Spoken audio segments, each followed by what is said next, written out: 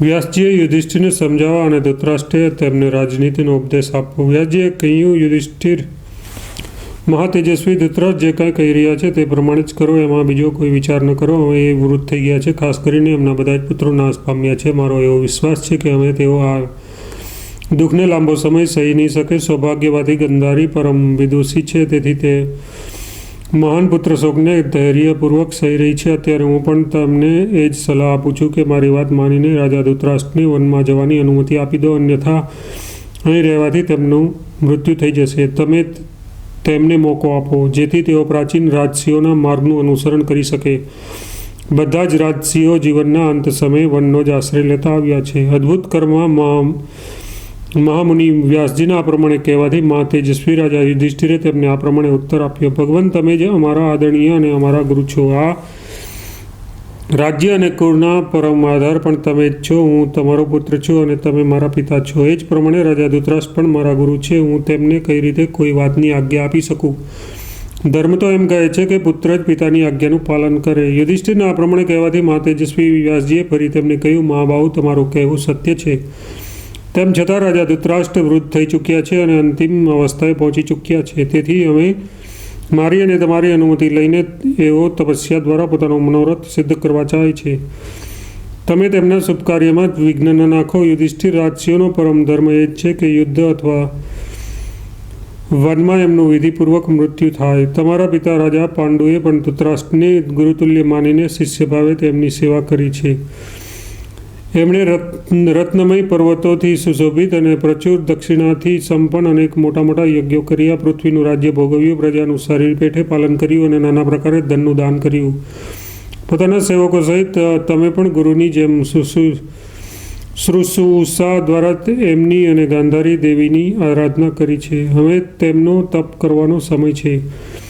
તેથી તમે પોતાના પિતાને વનમાં જવાની અનુમતિ આપી દો. તમારા પર એમના મનમાં સહેજ પણ ક્રોધ નથી. આ પ્રમાણે કહીને મહર્ષિ વ્યાસે યુધિષ્ઠિરને રાજ્ય કરી દીધા અને બહુ સારું કહીને યુધિષ્ઠિરે એમની આજ્ઞાનો સ્વીકાર કરી લીધો. ત્યારે તેઓ વ્યાસજી વનમાં પોતાના આશ્રમ પર ચાલ્યા ગયા. ભગવાન વ્યાસના ચાલ્યા ગયા પછી રાજા યુધિષ્ઠિરે પોતાના વૃદ્ધ પિતા ધૃતરાષ્ટ્રને ધીરે ધીરે કહ્યું, પિતાજી, મહર્ષિ વ્યાસે જે આજ્ઞા આપી છે અને તમે જે કાંઈ નિશ્ચય કર્યો છે તથા મહાન ધનુર્ધર કૃપાચાર્ય વિદુર, યુયુત્સુ અને સંજય જે પ્રમાણે કહેશે હું તે પ્રમાણે અવશ્ય કરીશ. પરંતુ અત્યારે તમારા ચરણોમાં મસ્તક ઝુકાવીને પ્રાર્થના કરું છું કે પ્રથમ ભોજન ગ્રહણ કરી લો, પછી આશ્રમ જવા માટે પ્રસ્થાન કરો. ત્યાર પછી રાજા યુધિષ્ઠિરની અનુમતિ લઈને ધૃતરાષ્ટ્ર ગાંધારીની સાથે પોતાના મહેલમાં પધાર્યા. તેમની ચાલવાની શક્તિ ક્ષીણ થઈ ગઈ હતી. તેઓ મુશ્કેલીથી પગ ઉપાડતા હતા. તે સમયે તેમની પાછળ પાછળ વિદુર, સંજય અને કૃપાચાર્ય પણ ગયા. મહેલમાં પહોંચીને તેમણે પૂર્વાહન કાળની ધાર્મિક ક્રિયા કરી. પછી શ્રેષ્ઠ બ્રાહ્મણોને અન્નપાન આપીને તૃપ્ત કરીને પોતે પણ ભોજન કર્યું. એ જ પ્રમાણે મનસ્વીની ગાંધારી દેવે પણ કુંતી તથા પુત્ર વધુઓ દ્વારા આદરપૂર્વક અન્ન ગ્રહણ કર્યું. તેમના ભોજન કર્યા પછી વિદુર વગેરે તથા પાંડવોએ પણ ભોજન કર્યું અને પછી બધા જ લોકો ધૃતરાષ્ટ્રની સેવામાં ઉપસ્થિત થયા. તે સમયે કુંતીનંદન યુધિષ્ઠિરને એકાંતમાં બેઠેલા જોઈને ધૃતરાષ્ટ્રે તેમની પીઠ પર હાથ ફેરવતા કહ્યું, કુરુનંદન, આ 8 અંગોવાળા રાજ્યમાં તમે હંમેશા ધર્મની આગળ રાખીને બહુ સાવધાનીપૂર્વક એનું સંચાલન કરજો. રાજ્યની રક્ષા ધર્મથી જ થઈ શકે છે. એ વાતને તમે સ્વયં જાણો છો. તેમ છતાં મારી પાસેથી પણ સાંભળો. હંમેશા વિદ્યામાં પારંગત વિદ્વાનોનો સંગ કરતા રહો. તેઓ જે કાંઈ કહે તેને ધ્યાનથી સાંભળીને વિના વિચારીએ તેનું પાલન કરો. સવારે ઉઠીને તે વિદ્વાનોનું યથોચિત સન્માન કરો અને જરૂર લાગે ત્યારે તેમને પોતાના કર્તવ્ય વિશે પૂછો. પોતાના હિતની ઈચ્છા હોય તો તમારે તેમનું અવશ્ય સન્માન કરવું જોઈએ. સન્માનિત થતાં તેઓ સદા તમારા હિતની વાત કહેશે. જેમ સારથી ઘોડાઓને કાબૂમાં રાખે છે તે જ પ્રમાણે તમે બધી જ ઇન્દ્રિયોને પોતાને આધીન રાખીને તેમની રક્ષા કરો. આમ કરવાથી તેઓ સંચિત કરેલા ધનની જેમ ભવિષ્યમાં તમારા માટે હિતકારક થશે. જેઓ વિશ્વાસુ નિષ્કપટ ભાવે કામ કરનારા હોય, જેઓ પિતા કે પિતામહના સમયથી કામ કરતા આવ્યા હોય તથા જેઓ આ અંદર બહારથી શુદ્ધ, સંયમી, પુણ્યકર્મા તથા પરમ પવિત્ર હોય તેવા મંત્રીઓને બધા જ કાર્યમાં નિયુક્ત કરજો. જેમની સમય સમય પર પરીક્ષા કરવામાં આવી હોય, જેઓ આપણા રાજ્યમાં રહેતા હોય તથા જેમને શત્રુઓ ઓળખતા ન હોય, એવા અનેક ગુપ્તચરો મોકલીને તેમના દ્વારા શત્રુઓનો ગુપ્ત ભેદ લેતા રહેવું. તમારા નગરની રક્ષાનો પૂરો પ્રબંધ હોવો જોઈએ, તેથી ચારે તરફથી દિવાલો અને દરવાજા મજબૂત હોવા જોઈએ. કોટમાં બધી જ બાજુ ઊંચી ઊંચી કટારીઓ હોય. નગરના બધા જ દરવાજા વિશાળ હોય તથા ત્યાં ચોકી પહેરાનો પૂરો પ્રબંધ હોવો જોઈએ. દરવાજાઓ યોગ્ય સ્થાન પર રાખવા જોઈએ તથા ચારે બાજુથી તેમની રક્ષા માટે યંત્રો એટલે કે તોપો ગોઠવવા જોઈએ. જે લોકોનું કુળ અને શીલ સારી રીતે પરિચિત હોય તેમને જ આવા સ્થાન પર નિયુક્ત કરવા જોઈએ. આહાર વિહારમાં શૈયા પર સૂતી વખતે તથા આસન પર બેસતા હંમેશા સાવધાનીપૂર્વક પોતાની રક્ષા કરવી જોઈએ. કુળવાન, શીલવાન, વિદ્વાન, વિશ્વાસપાત્ર તથા વૃદ્ધ પુરુષો દ્વારા રાણીવાસની રક્ષાનો પ્રબંધ કરવો જોઈએ. યુધિષ્ઠિર તે જ બ્રાહ્મણોને મંત્રી પદે નિયુક્ત કરવા કે જેઓ વિદ્યાવાન, નિપુણ, વિનયી, કુળવાન, ધર્મ અને અર્થમાં કુશળ તથા સરળ સ્વભાવના હોય. તેમની જ સાથે ગૂઢ વિષયો પર પરામર્શ કરવો, પરંતુ વધારે લોકોની સાથે લાંબા સમય સુધી મંત્રણા કરવી જોઈએ નહીં. બધા જ મંત્રીઓને અથવા એક બેને કોઈ કામના બહાને ચારે બાજુથી સુરક્ષિત કોઈ બંધ ઓરડામાં અથવા ખુલ્લા મેદાનમાં લઈ જઈને તેમની સાથે પરામર્શ કરવો, જેમાં વધારે ઘાસપાન અથવા વૃક્ષો વગેરે ન હોય એવા જંગલમાં પણ મંત્રણા કરી શકાય. પરંતુ આવા સ્થાન પર રાત્રિના સમયે મંત્રણા ન કરવી. વાંદરા, પક્ષીઓ, મનુષ્યોની પાછળ ચાલનારા પ્રાણીઓ, મૂર્ખ તથા પંગુ મનુષ્યને મંત્રણા ગૃહમાં આવવા દેવા નહીં, કેમ કે ગુપ્ત મંત્રણા ફૂટી જતા રાજાઓને જે સંકટનો સામનો કરવો પડે છે તેનું કોઈ રીતે નિવારણ થઈ શકતું નથી. એવો મારો વિશ્વાસ છે. મંત્રણા ફૂટી જવાથી જે દોષ પેદા થાય છે તેમને તમે તમારા મંત્રીઓને જણાવતા રહેજો.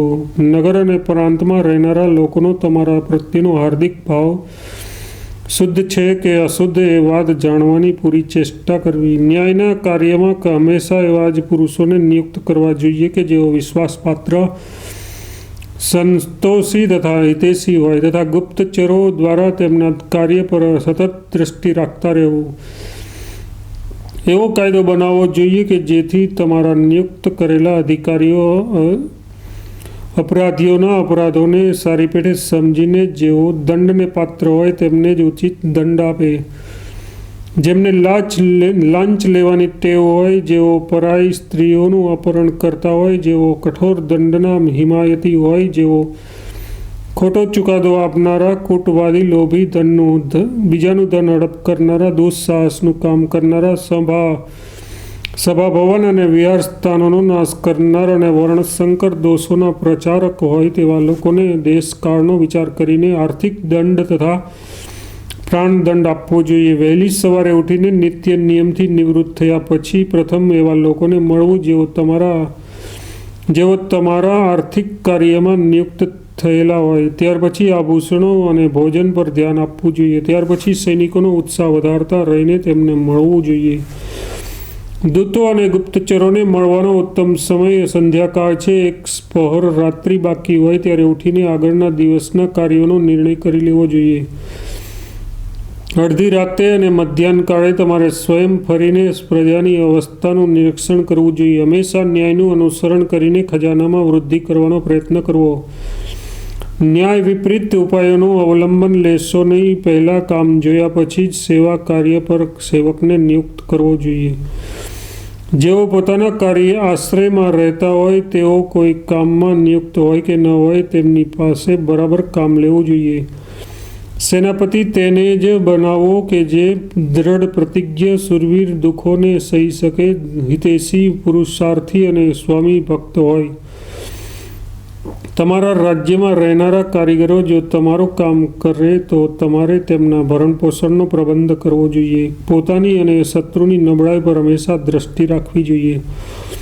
પોતાના દેશના જે લોકો પોતાના કાર્યમાં વિશેષ કુશળ અને હિતેશી હોય તેમને યોગ્ય મહેનતાણું આપીને અપનાવી લેવા જોઈએ.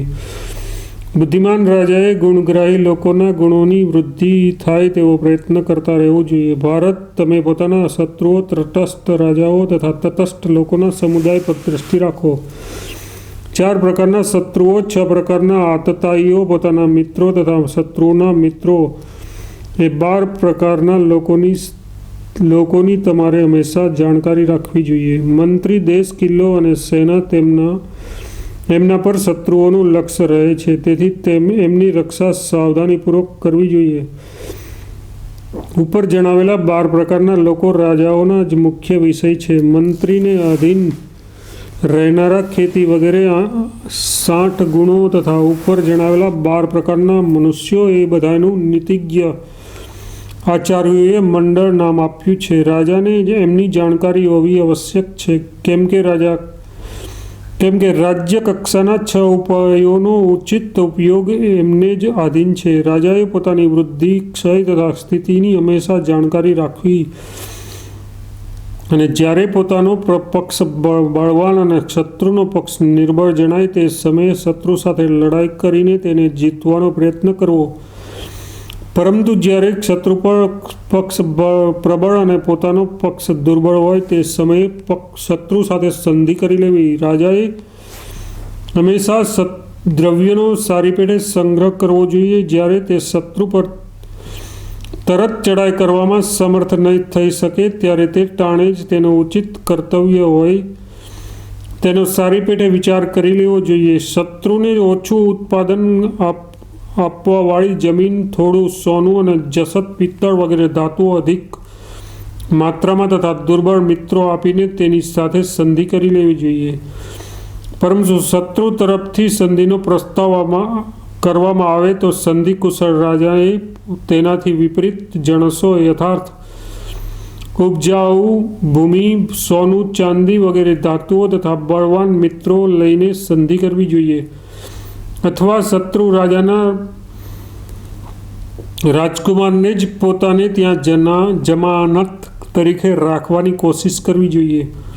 આનાથી વિપરીત વર્તાવ કરવો યોગ્ય નથી. જો કોઈ આપત્તિ આવી જાય તો ઉચિત ઉપાય અને મંત્રણાના નિષ્ણાંત રાજાએ તેનાથી છૂટવાનો પ્રયત્ન કરવો જોઈએ. પ્રજાના જે દિન દુઃખી લોકો હોય તેમના પર કૃપાદ્રષ્ટિ રાખવી જોઈએ. પોતાની ઉન્નતિ ઈચ્છનાર રાજાએ પોતાની પાસે આવેલા સામંત રાજાનો વધ કરવો ઉચિત નથી. જે સંપૂર્ણ પૃથ્વી પર વિજય મેળવવા ચાહતો હોય એ રાજાએ કદાપી હિંસા ન કરવી. સારા લોકો સાથે સંપર્ક વધારવો અને દુષ્ટોને પકડીને કેદ કરી દંડ આપવો. બળવાન રાજાએ દુર્બળના વિનાશની કોશિશ કરવી જોઈએ. બળવાન રાજાએ દુર્બળના વિનાશની કોશિશ કદી કરવી નહીં. યુધિષ્ઠિર, તમારે નમ્રતાનો આશ્રય લેવો જોઈએ. જો કોઈ દુર્બળ રાજા પર બળવાન રાજા આક્રમણ કરે અને પોતાનામાં યુદ્ધ કરવાનું સામર્થ્ય ન હોય તો મંત્રીઓ સાથે તેના શરણે જવું અને કોષ પૂર્વાસી મનુષ્યો, ધન, શક્તિ તથા અન્ય પ્રિય વસ્તુઓ અર્પણ કરીને સામ વગેરે ઉપાયોથી શત્રુ રાજાને પાછા વાળવાનો પ્રયત્ન કરવો. જો કોઈ પણ ઉપાયે સંધિ ન થઈ શકે તો યુદ્ધ કરવા તૂટી પડવું. આવી સ્થિતિમાં મૃત્યુ થઈ જાય તો વીર પુરુષની મુક્તિ થઈ જાય છે. યુધિષ્ઠિર, તમારે સંધિ અને વિગ્રહ ઉપર પણ દ્રષ્ટિ રાખવી જોઈએ. શત્રુ બળવાન હોય તો તેની સાથે સંધિ કરવી અને દુર્બળ હોય તો તેની સાથે યુદ્ધ કરવું. આ સંધિ અને વિગ્રહના 2 આધાર છે. એમના પ્રયોગના અનેક ઉપાય છે અને એમના પ્રકાર પણ ઘણા છે. પોતાની દ્વિવિધ અવસ્થા બળાબળનો સારી પેઠે વિચાર કરીને શત્રુ સાથે યુદ્ધ અથવા સંધિ કરવી જોઈએ. જો શત્રુ મનસ્વી છે અને તેના સૈનિકો હુષ્ટપુષ્ટ અને સંતુષ્ટ છે તો તેના પર એકાએક આક્રમણ ન કરવું ને તેને હરાવવાનો બીજો કોઈ વિકલ્પ વિચારવો. આક્રમણ કરવું તો ત્યારે જ યોગ્ય છે જ્યારે શત્રુ વિપરીત અવસ્થામાં હોય. જો શત્રુ દ્વારા પોતાનું માનમર્દન થવાની સંભાવના હોય તો ત્યાંથી ભાગીને કોઈ મિત્ર રાજાના શરણે જવું જોઈએ અને એવી કોશિશ કરવી જોઈએ કે શત્રુઓમાં પરસ્પર અણબનાવ એટલે કે કૂટ પડી જાય. તેમને ભયભીત કરવાનો અને સંગ્રામમાં તેમની સૈનિકોને નષ્ટ કરવાનો પણ પ્રયત્ન કરતા રહેવું જોઈએ. શત્રુ પર ચડાઈ કરનાર રાજાએ પોતાની અને વિપક્ષની ત્રિવિધ શક્તિઓનો સારી પેઠે વિચાર કરવો જોઈએ. શત્રુની તુલનામાં ઉત્સાહ શક્તિ, પ્રભુ શક્તિ અને મંત્ર શક્તિમાં ચડિયાતો રાજા જ સફળ આક્રમણ કરી શકે છે. જો આનાથી વિપરીત સ્થિતિ હોય તો આક્રમણનો વિચાર છોડી દેવો જોઈએ. રાજાએ પોતાની પાસે સૈન્ય બળ, ધનબળ, મિત્રબળ, અરણ્ય બળ, ભૃત્ય બળ અને શ્રેણી બળ એટલે કે પંક્તિ બળનો સંગ્રહ કરવો જોઈએ. આમનામાં મિત્રબળ અને ધનબળ સૌથી વધારે છે. દેશકાળની અનુકૂળતા હોય તો સૈનિક બળ અને રાજોચિત ગુણોથી યુક્ત રાજા સારી સેનાને સાથે લઈને વિજય માટે પ્રસ્થાન કરે. જો પોતાનામાં સામર્થ્ય હોય તો યુદ્ધ માટે અનુકૂળ સમય ન હોય તો પણ શત્રુ પર ચડાઈ કરવી. યુદ્ધ ટાણે યુક્તિપૂર્વક સેનાનો સકટ પદ્મ અથવા વજ્ર વ્યૂહ બનાવવો. શુક્રાચાર્યના ગ્રંથમાં આ પ્રમાણેનું વિધાન છે. ગુપ્તચરો દ્વારા શત્રુની તથા પોતાની સેનાનો કયાસ કાઢીને પોતાના અથવા શત્રુના અધિકૃત પ્રદેશમાં યુદ્ધનો આરંભ કરવો. રાજાએ પારિતોષિક દ્વારા સેનાને સંતુષ્ટ રાખવી જોઈએ અને તેમાં બળવાન લોકોની ભરતી કરવી. પોતાના બળાબળને સારી રીતે સમજીને સામ વગેરે ઉપાયો દ્વારા સંધિ અથવા યુદ્ધ માટે પ્રયત્ન કરવો. જે રાજા આ બધી જ વાતોનો વિચાર કરીને આ પ્રમાણે યથાર્થ આચરણ અને પ્રજાનું ધર્મ અનુસાર પાલન કરશે તે મૃત્યુ પછી સ્વર્ગમાં જાય છે. બેટા, આ જ પ્રમાણે તમારે પણ આ લોક અને પરલોકમાં સુખ પ્રાપ્તિ માટે સદા પ્રજાના હિત કાર્યમાં સંલગ્ન રહેવું જોઈએ. ભીષ્મજી, ભગવાન શ્રી કૃષ્ણ તથા વિદુરે તમને તમામ વાતનો ઉપદેશ આપી દીધો છે. મારો પણ તમારા પ્રત્યે પ્રેમ છે, તેથી તમને કાંઈક કહેવાનું મેં યોગ્ય માન્યું છે. તે બધી જ વાતોનું યથોચિત પાલન કરજો. આથી તમે પ્રજાના પ્રિય બની જશો અને સ્વર્ગમાં પણ સુખ પ્રાપ્ત કરશો. રાજાએ 1000 અશ્વમેઘ યજ્ઞનું અનુષ્ઠાન કરવું અથવા ધર્મપૂર્વક પ્રજાનું પાલન, બંનેનું ફળ એક સરખું જ છે. ધૃતરાષ્ટ્રે પ્રજાજનો પાસેથી વનમાં જવાની અનુમતિ લેતા ક્ષમા માગવી અને યુધિષ્ઠિરને તેમના હાથમાં સોંપવા.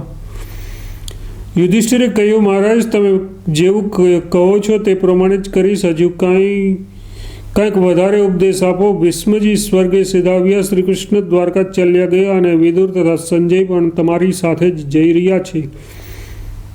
હવે બીજું કોણ છે જે મને ઉપદેશ આપશે? મારા હિતનો વિચાર કરીને જ અત્યારે તમે જે કાંઈ ઉપદેશ આપો છો તે જ પ્રમાણે હું બધું જ કામ કરીશ. ધર્મરાજના આ પ્રમાણે કહેવાથી ધૃતરાષ્ટ્રે કહ્યું, બેટા, તમે બસ કરો. મને બોલવામાં ભારે પરિશ્રમ થાય છે. હવે તો હું જવાની અનુમતિ ઈચ્છું છું. આમ કહીને તેઓ ગાંધારીના મહેલમાં ચાલ્યા ગયા. ત્યાં જ્યારે તેઓ આસન પર બેઠા ત્યારે ધર્મપરાયણા ગાંધારી દેવીએ તેમને પૂછ્યું, નાથ, મહર્ષિ વ્યાસે પોતે આવીને તમને વનમાં જવાની આજ્ઞા આપી દીધી છે અને યુધિષ્ઠિરની પણ અનુમતિ મળી ગઈ છે. હવે તમે કયા દિવસે વનમાં પ્રસ્થાન કરશો? ધૃતરાષ્ટ્રે કહ્યું, ગાંધારી, અમે વનમાં જવામાં વધારે વિલંબ નથી. હું ઈચ્છું છું કે પ્રજાને બોલાવીને આપણા મૃત્યુ પામેલા પુત્રોના નિમિત્તે થોડું ધનદાન કરી લઉં.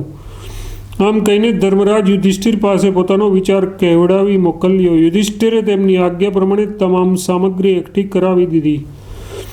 પછી રાજાનો સંદેશો મળતા કુરુજાંગલ દેશના બ્રાહ્મણ, ક્ષત્રિય, વૈશ્ય અને શુદ્ર ત્યાં એકત્રિત થયા. ત્યાર પછી મહારાજ ધૃતરાષ્ટ્ર અંતઃપુરમાંથી બહાર નીકળ્યા અને ત્યાં નગર અને પ્રાંતની પ્રજાને ઉપસ્થિત જોઈને બોલ્યા, સજ્જનો, તમે અને કૌરવો ચિરકાળથી સાથે રહેતા આવ્યા છો. કૌરવો અને તમારામાં પરસ્પર ઘનિષ્ઠ પ્રેમ સ્થાપિત થઈ ગયો છે. તમે પરસ્પર એકબીજાના હિતપરાયણ રહો છો. અત્યારે હું તમારી સમક્ષ કંઈક નિવેદન કરવા ઈચ્છું છું.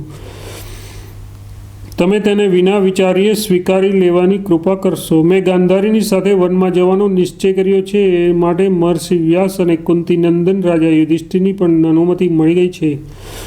હવે તમે લોકો પણ મને વનમાં જવાની આજ્ઞા આપો, એમાં કોઈ અન્યથા વિચાર કરશો નહીં. અમારી સાથે તમારા લોકોનો જે પ્રેમ સંબંધ ચાલતો આવી રહ્યો છે તે એવો સંબંધ મારી સમજ પ્રમાણે બીજા દેશના રાજાઓ સાથે ત્યાંની પ્રજાનો ભાગ્ય જ હશે.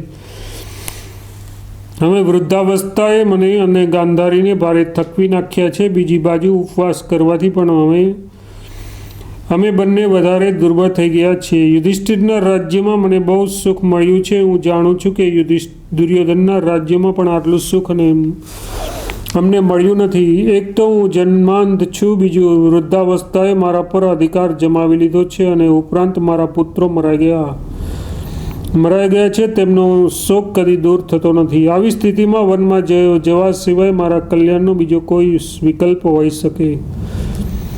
મારા કલ્યાણનો બીજો સૌ વિકલ્પ હોઈ શકે? ધૃતરાષ્ટ્રની આ વાતો સાંભળીને ત્યાં ઉપસ્થિત રહેલા કુરુજાંગલના પ્રજાજનોની આંખોમાંથી આંસુઓની ધારા વહેવા લાગી અને તેઓ વિલાપ કરીને રડવા લાગ્યા. તેમને શોકમગ્ન થઈને કશો ઉત્તર ન આપતા જોઈને ધૃતરાષ્ટ્ર ફરી કહેવા લાગ્યા, ભાઈઓ, મહારાજ શાંતનુએ આ પૃથ્વીનું યથાવત પાલન કર્યું હતું. ત્યાર પછી આ પૃથ્વી ભીષ્મ દ્વારા સુરક્ષિત રાજા વિચિત્રવીર્યના અધિકારમાં આવી. તેમણે જે રીતે આ રાજ્યની રક્ષા કરી તે બધું જ તમારા લોકોથી અજાણ્યું નથી. ત્યાર પછી મારા ભાઈ પાંડુએ આનું વિધિવત પાલન કર્યું હતું. તેણે પણ તમે જાણો છો, પોતાના પ્રજાપાલનરૂપી ગુણના કારણે જ તેઓ તમારા લોકોના પરમ પ્રિય બની ગયા હતા.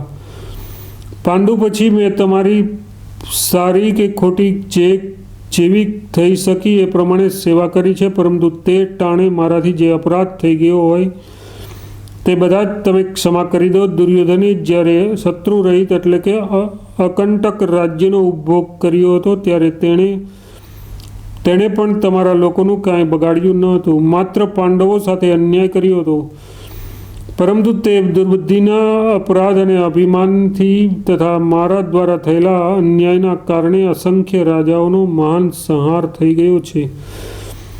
તે સમયે મારા દ્વારા સારું ખોટું જે કાંઈ થઈ ગયું છે તેને તમે લોકો ભૂલી જાઓ. એ માટે હું હાથ જોડીને પ્રાર્થના કરું છું. મને વૃદ્ધ, દુઃખી અને પોતાના પ્રાચીન રાજાઓનો વંશજ સમજીને ક્ષમા કરો. આ બિચારી તપસ્વીની ગાંધારી પણ મારી સાથે તમારી પાસે ક્ષમા યાચના કરે છે. અમે બંને વૃદ્ધ અને પોતાના પુત્રોના મરાઈ જવાના કારણે દુઃખમાં ડૂબેલા છીએ. એમ જાણીને તમે અમને ક્ષમા કરીને વનમાં જવાની આજ્ઞા આપો. તમારા સૌનું કલ્યાણ થાઓ. અમે બંને તમારા શરણમાં છીએ. આ કુળભૂષણ કુંતી નંદન યુધિષ્ઠિર તમારા રાજા છે. સારા કે ખોટા બધા જ સમયે તમે લોકો એમના પર કૃપાદ્રષ્ટિ રાખજો.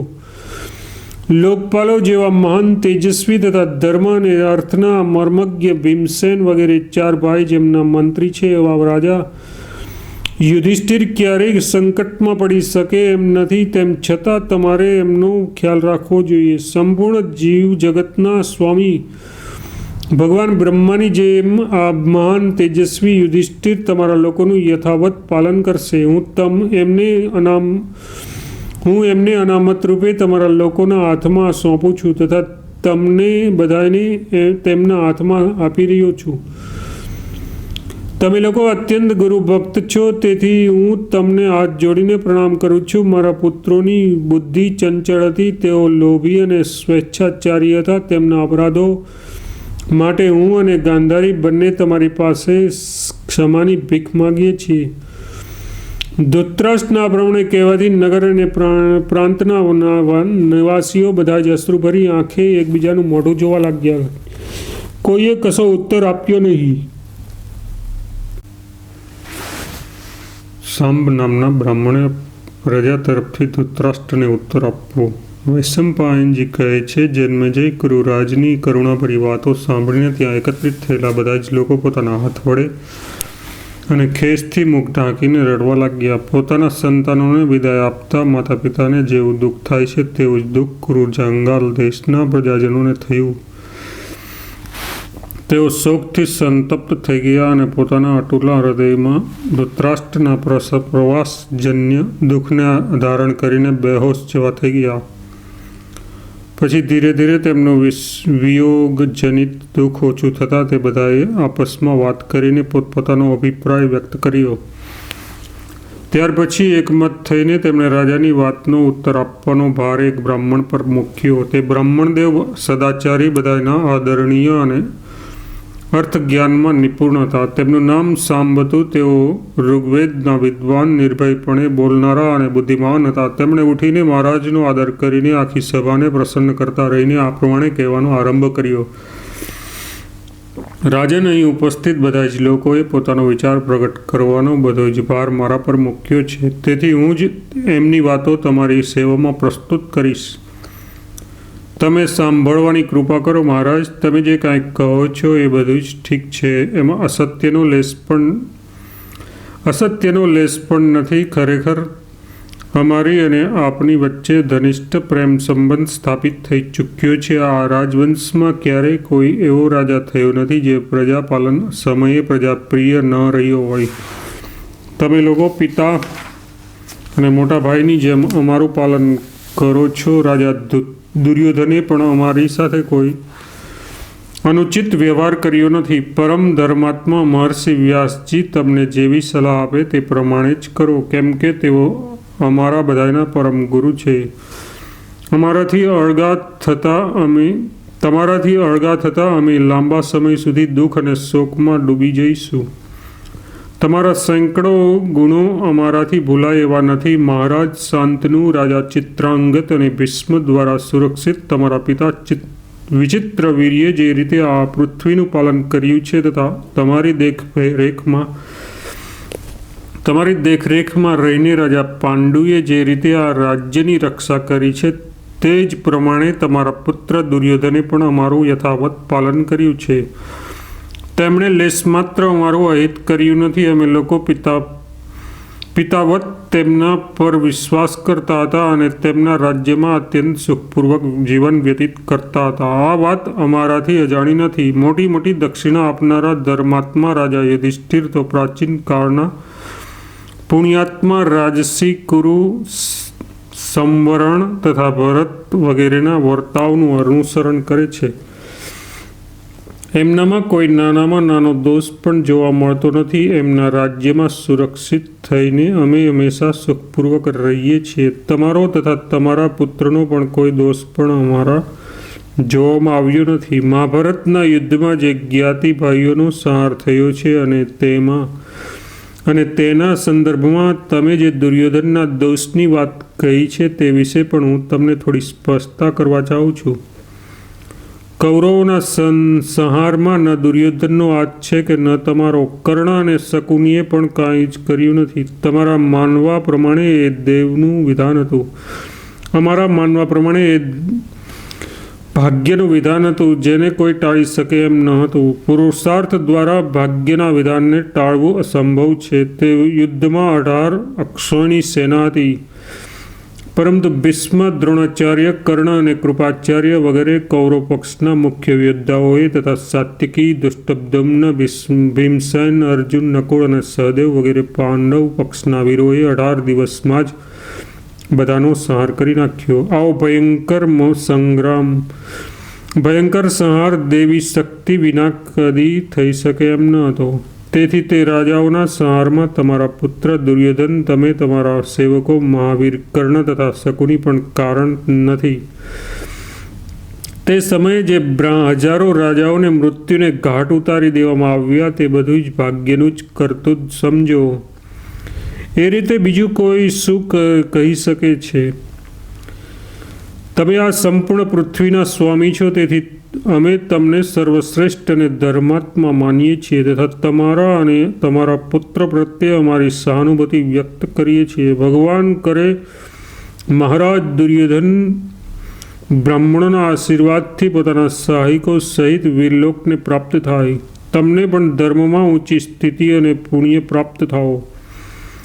તમે સંપૂર્ણ ધર્મોને યથાર્થ રીતે જાણો છો. તેથી ઉત્તમ વ્રતોના અનુષ્ઠાનમાં લાગી જાઓ. પાંડુનંદન રાજા યુધિષ્ઠિર અગાઉના રાજાઓ દ્વારા માન્ય બ્રાહ્મણોને દેવસ્થાન માટે દાનમાં આપેલી જમીન એટલે કે અગ્રહાર તથા પુણ્યાત્મા આપેલા પુરસ્કારમાં આપેલા ગામ પરિબ્રહણની રક્ષા કરે જ છે.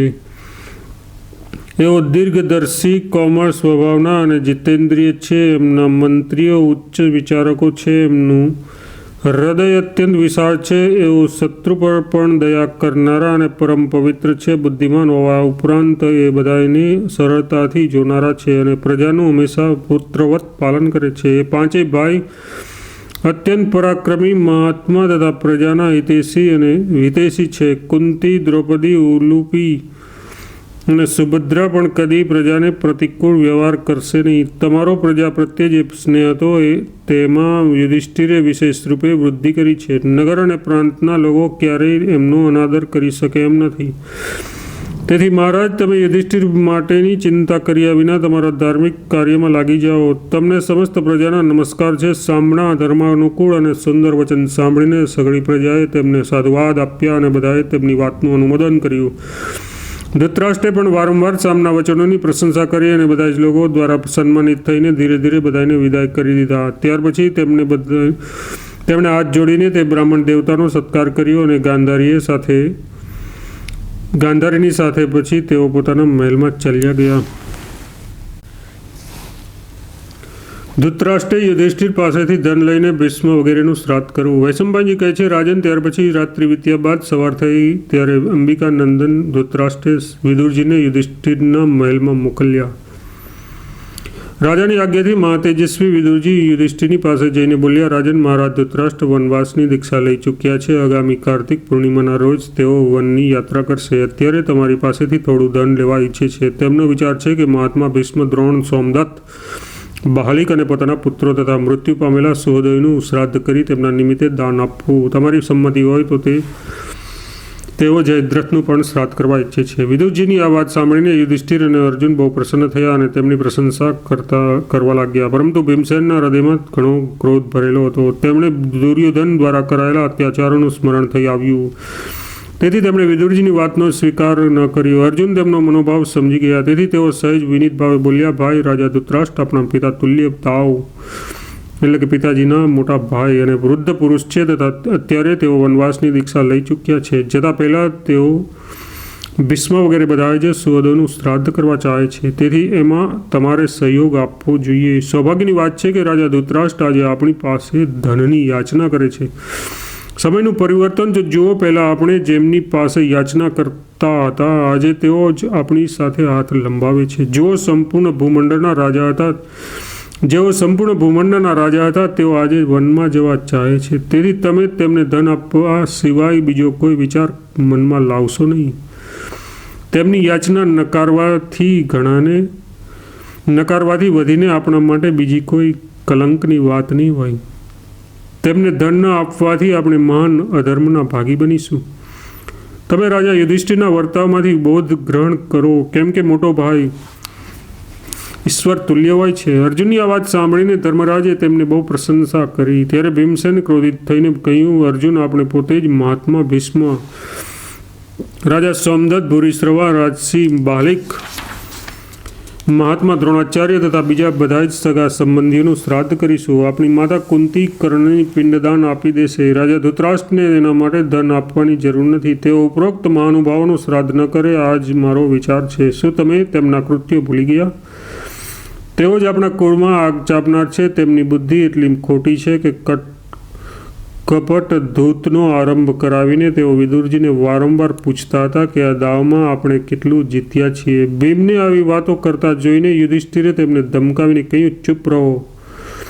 અર્જુને કહ્યું, ભાઈ, તમે મારા મોટા ભાઈ અને ગુરુજન છો, તેથી હું તમને કશું વિશેષ કહેવાનું સાહસ કરી શકતો નથી. એટલી જ વિનંતી કરું છું કે રાજસિંહ ધૃતરાષ્ટ્ર આપણા હંમેશા સન્માનીય છે. સાધુ વિચારના શ્રેષ્ઠ પુરુષો બીજાના અપરાધોનું સ્મરણ કરતા નથી. તેઓ બધાના ઉપકારોને જ યાદ કરે છે. મહાત્મા અર્જુનના વચન સાંભળીને મહાત્મા વિદુરજીને યુધિષ્ઠિરને કહ્યું, કાકાશ્રી, તમે તમારા તરફથી રાજા ધૃતરાષ્ટ્રને જઈને કહી દો કે તેઓ પોતાના પુત્રોના શ્રાદ્ધ માટે જેટલું પણ ધન જોઈએ તેટલું હું આપવા તૈયાર છું. આ ધન હું મારા પોતાના ભંડારમાંથી આપીશ. આના માટે ભીમસેનને દુઃખી થવાની જરૂર નથી. વિદુરજીને આ પ્રમાણે કહીને ધર્મરાજ અર્જુનની બહુ પ્રશંસા કરી. ધર્મરાજે અર્જુનની બહુ પ્રશંસા કરી. ત્યારે ભીમસેન થોડા સંકોચ પામીને અર્જુન તરફ ત્રાસી નજરે જોવા લાગ્યા. આ જોઈને રાજા યુધિષ્ઠિરે ફરી વિદુરજીને કહ્યું, તમે રાજા ધૃતરાષ્ટ્રને એ પણ કહેજો કે ભીમસેન પર વનવાસના દુઃખોનો વિશેષ પ્રભાવ પડ્યો છે. તેથી તેઓ ગુસ્સામાં આવીને જે કાંઈ કહે છે અથવા કરે છે તેનો તેઓ વિચાર ન કરે. મારા અને અર્જુનના ભવનમાં જેટલી સંપત્તિ છે તેના માલિક મહારાજ જ છે. તેઓ પોતાની ઈચ્છા પ્રમાણે તેનો ઉપયોગ કરે અને બ્રાહ્મણોને દાન આપે. આજે તેઓ પોતાના પુત્રો અને સહોદરોના ઋણમાંથી મુક્ત થઈ જાય. મારું આ શરીર અને ધન બધું જ તેમને આધીન છે, એમાં લગીરે સંદેહ નથી. રાજા યુધિષ્ઠિરના પ્રમાણે કહેવાથી બુદ્ધિમાનોમાં શ્રેષ્ઠ વિદુરજીએ ધૃતરાષ્ટ્રની પાસે જઈને કહ્યું, મહારાજ, મેં યુધિષ્ઠિરને ત્યાં જઈને તમારો સંદેશો કહી સંભળાવ્યો. તે સાંભળીને તેમણે તમારી ભારે પ્રશંસા કરી. તે મહા તેજસ્વી અર્જુન તો પોતાનું ઘર, સંપત્તિ અને પ્રાણ સુદ્ધા તમારી સેવામાં સમર્પિત કરવા તૈયાર છે. તમારા પુત્ર ધર્મરાજ યુધિષ્ઠિરની પણ એ જ સ્થિતિ છે. તેઓ પોતાનું રાજ્ય, પ્રાણ, ધન તથા જે કાંઈ તેમની પાસે છે તે બધું જ તમને આપી રહ્યા છે. પરંતુ મહાબાહુ ભીમસેન પહેલાંના બધા જ દુઃખોનું સ્મરણ કરીને બહુ મુશ્કેલીથી તમારી આજ્ઞાને સ્વીકારી છે. ધર્માત્મા યુધિષ્ઠિર અને અર્જુને તેમને બહુ સમજાવીને તેમના હૃદયમાં પણ તમારા પ્રત્યે સદભાવના ઉત્પન્ન કરી દીધો છે. ધર્મરાજે તમને કહેવડાવ્યું છે કે ભીમસેન પહેલાંના વેરનું સ્મરણ કરીને જે ક્યારેક તમારી સાથે અન્યાય જેવું કરી બેસે છે તો તેના માટે તમે તેમના પર ક્રોધ કરશો નહીં. ભીમસેનના પ્રતિકૂળ વર્તન માટે હું અને અર્જુન બંને વારંવાર ક્ષમા યાચના કરીએ છીએ. તમે પ્રસન્ન થાઓ. મારી પાસે જે કાંઈ છે તેના સ્વામી તમે જ છો. તમારે જેટલું ધન દાનમાં આપવું હોય તેટલું આપો. મારા રાજ્ય અને પ્રાણોના પણ તમે જ અધીશ્વર છો. પુત્રોનું શ્રાદ્ધ કરો અને બ્રાહ્મણોને જમીન આપો. યુધિષ્ઠિરે જ એ પણ કહ્યું કે મહારાજ ધૃતરાષ્ટ્ર મારી પાસેથી નાના પ્રકારના રત્નો, ગાય, દાસ અને દાસીઓ મંગાવીને બ્રાહ્મણોને દાન ભલે કરે. તેમણે મને કહ્યું કે વિદુરજી, તમે ગરીબ, કંગાળ અને અંધ વ્યક્તિઓ માટે જુદા જુદા સ્થાનોમાં પ્રચુર અન્ન, રસ અને પીવાના પદાર્થોની ભરપૂર અનેક ધર્મશાળાઓ બનાવડાવો તથા ગાયોને પાણી પીવા માટે હવાડાઓનું નિર્માણ કરાવો. આ ઉપરાંત અનેક પ્રકારે પુણ્યકર્મોનું પણ અનુષ્ઠાન કરો. આ પ્રમાણે રાજા યુધિષ્ઠિર અને અર્જુને મને જે કાંઈ કહ્યું છે તે બધું જ મેં તમને કહ્યું. હવે જે કાર્ય કરવાનું હોય તે જણાવો. વિદુરજીને આ પ્રમાણે કહ્યા પછી રાજા ધૃતરાષ્ટ્રે પાંડવોની ભારે પ્રશંસા કરી અને કાર્તિકની પૂર્ણિમા દિવસે પ્રચુર માત્રામાં દાન કરવાનો સંકલ્પ કર્યો. તેઓ યુધિષ્ઠિર અને અર્જુનના કાર્યથી બહુ પ્રસન્ન હતા. તેમણે ભીષ્મ વગેરેના શ્રાદ્ધ માટે હજારોની સંખ્યામાં યોગ્ય બ્રાહ્મણો તથા શ્રેષ્ઠ ઋષિઓને નિમંત્રણ કર્યા તથા તેમના માટે અન્ન, જળ, વાહનો, ઓઢવાના વસ્ત્રો, સોનું, મણિ, રત્ન, કામળા, ગામ, ખેતર, ધન, શણગારેલા હાથી અને ઘોડા વગેરે આપવાની વ્યવસ્થા કરાવી. ત્યાર પછી મૃત્યુ પામેલા એક એક વ્યક્તિનું નામ લઈને બધાના નિમિત્તે ઉપરોક્ત વસ્તુઓનું દાન કર્યું. દ્રોણ, ભીષ્મ, સોમદત્ત, બાહલિક, રાજા દુર્યોધન અને બીજા પુત્રોનું તથા જયદ્રથ વગેરે સંબંધીઓના નામ ઉચ્ચારીને તે બધાના નિમિત્તે અલગ અલગ દાન આપવામાં આવ્યું. યુધિષ્ઠિરની સંમતિથી તે શ્રાદ્ધ યજ્ઞમાં વિપુલ ધન અને અનેક પ્રકારના રત્નો દક્ષિણા રૂપે આપવામાં આવ્યા. ધર્મરાજની આજ્ઞાથી હિસાબ રાખનારા અને લખનારા ઘણા કાર્યકર્તાઓ ત્યાં સતત ઉપસ્થિત રહીને ધૃતરાષ્ટ્રને પૂછતા હતા કે આપ જણાવો કે આ યાચકોને શું આપવું છે. અહીં તમામ વસ્તુઓ ઉપલબ્ધ છે. તેમના મુખમાંથી જે નીકળતું તેટલું દાન આપવામાં આવતું હતું. બુદ્ધિમાન યુધિષ્ઠિરની આજ્ઞા અનુસાર સોની જગ્યાએ હજાર અને હજારની જગ્યાએ 10,000નું દાન આપવામાં આવ્યું. જેમ મેઘ પાણીની વર્ષાથી ખેતરના પાકને લીલોછમ બનાવી દે છે તે જ પ્રમાણે રાજા ધૃતરાષ્ટ્રે ધનની વર્ષાથી સમસ્ત બ્રાહ્મણોને તૃપ્ત કરી દીધા. ત્યાર પછી બધા જ વર્ણના લોકોએ જાત જાતના ભોજન અને પેય પદાર્થો, રસ વગેરેથી સંતુષ્ટ કર્યા. આ પ્રમાણે તેમને પુત્ર, પૌત્રો અને પિતૃઓનું અને પોતાના તથા ગાંધારીનું પણ શ્રાદ્ધ કર્યું. અનેક પ્રકારના દાન આપતા જ્યારે તેઓ થાકી ગયા ત્યારે તેમણે તે દાન યજ્ઞ બંધ કર્યો. રાજા ધૃતરાષ્ટ્રનો તે મહાન દાન યજ્ઞ આ રીતે પૂર્ણ થયો. તેમાં નિરંતર 10 દિવસ સુધી દાન આપીને તેઓ પુત્ર પૌત્રોના ઋણમાંથી મુક્ત થઈ ગયા. ધૃતરાષ્ટ્ર અને ગાંધારીનું કુંતી વગેરેની સાથે વનગમન તથા કુંતીએ યુધિષ્ઠિર વગેરેને સમજાવીને પાછા મોકલવા. વૈશંપાયનજી કહે છે, રાજન, ત્યાર પછી 11મા દિવસે પ્રાતઃકાળે ગાંધારી સહિત ધૃતરાષ્ટ્રે વનમાં જવાની તૈયારી કરીને પાંડવોને બોલાવ્યા અને તેમને યથાવત અભિનંદન આપ્યા। તે દિવસે કાર્તિક પૂર્ણિમા હતી। તેમણે વેદના પારંગત વિદ્વાનો પાસે યાત્રા સમયને અનુરૂપ ઈષ્ટેર એટલે કે એક પ્રકારનો યજ્ઞ કરાવીને વલ્કલ અને મૃગચર્મ ધારણ કર્યું અને અગ્નિહોત્રને આગળ કરીને તેઓ રાજમહેલમાં બહાર નીકળ્યા।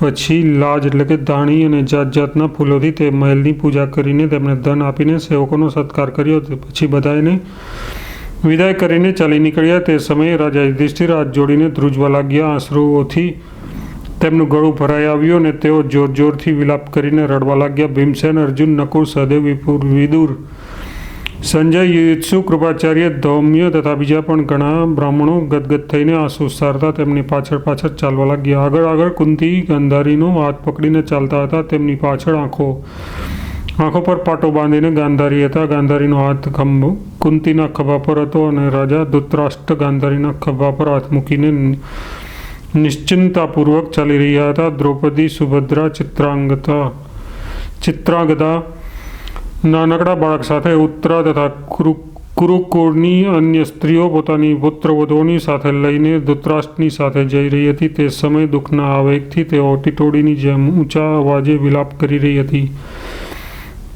તેમના રડવાનો અવાજ સાંભળીને ચારે બાજુથી બ્રાહ્મણ, ક્ષત્રિય, વૈશ્ય અને શૂદ્રોની સ્ત્રીઓ પણ ઘરમાંથી બહાર નીકળી આવી। જે સ્ત્રીઓએ ઘરની બહાર આવીને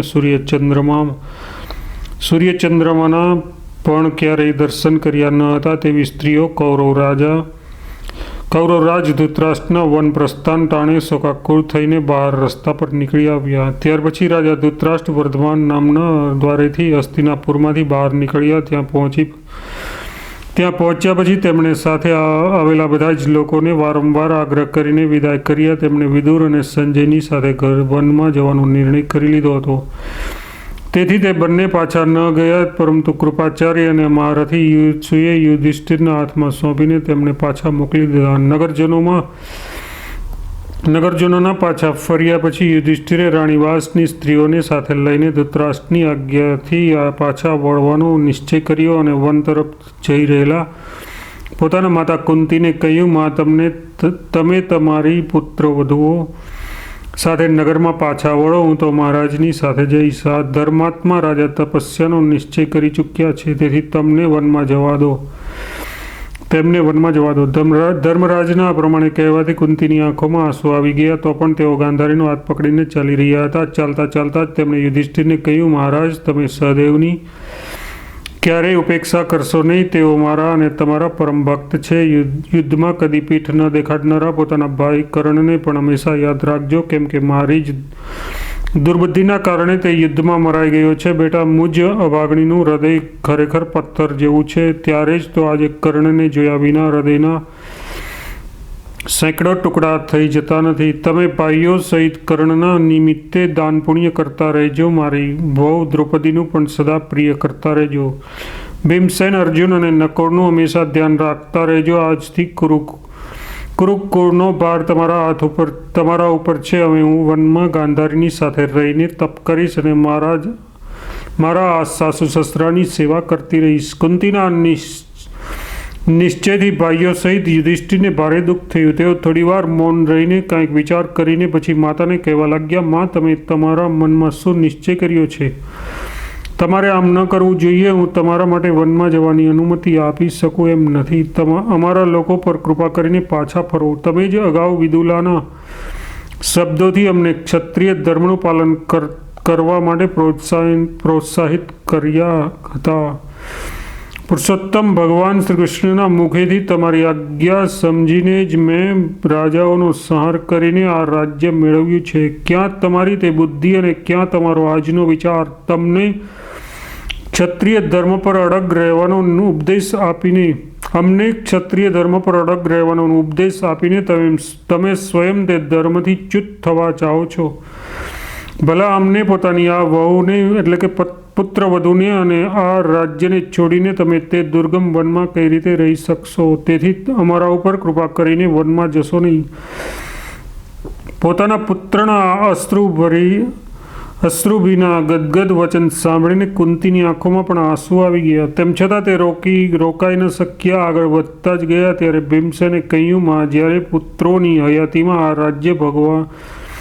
રાજ્ય ભોગવવાનો અવસર મળ્યો છે અને રાજ ધર્મનું પાલન કરવાની સુવિધા પ્રાપ્ત થઈ છે, ત્યારે તમારી બુદ્ધિ કેમ બદલાઈ ગઈ? જો તમારે વનમાં જ રહેવું હતું તો અમને લોકોને અને દુઃખ શોકમાં ડૂબેલા આ માદ્રી કુમારોને તમે નગરમાં એટલે કે હસ્તિનાપુરમાં કેમ લઈ આવ્યા? માં, અમારા પર પ્રસન્ન થાઓ અને યુધિષ્ઠિરની રાજલક્ષ્મીનો ઉપભોગ કરો. આ સાંભળીને પણ કુંતી વનમાં જવાના નિર્ધારમાંથી વિચલિત ન થયા. તેમના પુત્રો નાના પ્રકારનો વિલાપ કરતા રહ્યા, પરંતુ તેમણે તેમની વાત માની નહીં. પોતાના સાસુને આ પ્રમાણે વનમાં જતા જોઈને દ્રૌપદી પણ બહુ વ્યથિત થઈ ગઈ અને તે સુભદ્રાની સાથે રડતી રડતી કુંતીની પાછળ જવા લાગી. કુંતી બહુ જ મક્કમ અને દ્રઢ બુદ્ધિના હતા. તેઓ વનવાસનો નિર્ધાર લઈ ચૂક્યા હતા. તેથી તેમના વિલાપ કરતા પુત્રો તરફ વારંવાર જોવા છતાં પણ જરા પણ ચલિત ન થયા. આગળ ચાલવા જ માંડ્યા. પાંડવો પણ પોતાના સેવકો અને અંતઃપુરની સ્ત્રીઓ સાથે તેમની પાછળ જવા લાગ્યા. આ જોઈને કુંતી દેવી આંસુ લૂછીને પોતાના પુત્રોને કહેવા લાગ્યા, મહાબાહો, તમારી વાત સાચી છે. આ પહેલાં તમે નાના પ્રકારના દુઃખો વેઠી રહ્યા હતા, માટે મેં તમને યુદ્ધ માટે પ્રોત્સાહિત કર્યા હતા. જુગારમાં તમારું રાજ્ય છીનવી લેવામાં આવ્યું હતું અને તમે સુખથી વંચિત થઈ ગયા હતા અને તમારા જ ભાઈ બંધુઓ તમારો તિરસ્કાર કરતા હતા. તેથી મેં યુદ્ધ માટે તમને પ્રોત્સાહિત કર્યા હતા. પાંડુના સંતાનો કોઈ રીતે નષ્ટ થતા બચી જાય અને તમારો પાંચેય ભાઈઓનું સુયશ અસ્ત ન થઈ જાય તે માટે મેં તમને યુદ્ધ કરવા માટે ઉશ્કેર્યા હતા. તેમાં મારો કોઈ અંગત સ્વાર્થ ન હતો. હું મારા પતિ મહારાજ પાંડુનું વિશાળ રાજ્ય ભોગવી ચૂકી છું. મોટા દાન અને વિધિવત સોમપાન પણ કરી ચૂકી છું. મેં મારા લાભ માટે શ્રીકૃષ્ણને પ્રેરિત કર્યા ન હતા. વિદુલાના વચન સાંભળીને જે તેમના દ્વારા તમારી પાસે સંદેશો મોકલ્યો હતો તે બધું જ તમારી રક્ષા માટે જ કરવામાં આવ્યું હતું. બેટા યુધિષ્ઠિર, હવે હું તપસ્યા કરીને મારા પતિના પવિત્ર લોકમાં જવા ચાહું છું. તેથી આ વનવાસી સાસુ સસરાની સેવા કરીને તપસ્યા દ્વારા આ શરીરને સૂકવી નાખીશ. તમે ભીમસેન વગેરેની સાથે પાછા ફરી જાઓ. હું આશીર્વાદ આપું છું કે તમારી બુદ્ધિ ધર્માભિમુખ રહે અને તમારું હૃદય અત્યંત ઉદાર રહે.